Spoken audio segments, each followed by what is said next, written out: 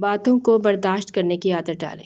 ہر بات محسوس کرنا اور موڈ خراب کر لینا اور اپنے دل میں جو ہے بے وجہ کے وسوسوں کو جگہ دینا، یہ جو ایسا دل ہوتا ہے یہ بیمار دل کی علامت ہوتا ہے۔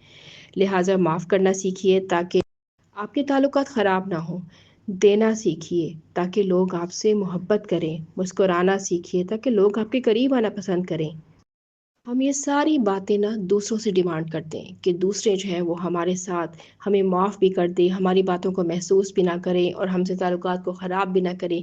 لیکن اگر ہم سب اپنی ذات سے اس عمل کو شروع کریں گے تو آپ یقین کریں گے، سب سے پہلے آپ کی ذات کو سکون ملے گا، اس کے بعد آپ سے جڑے جتنے بھی تعلقات ہیں وہ سنورنا شروع ہو جائیں گے اور آپ خود بھی محبت کرنے لگیں گے اور محبت لوگ بھی آپ سے کرنے لگ جائیں گے۔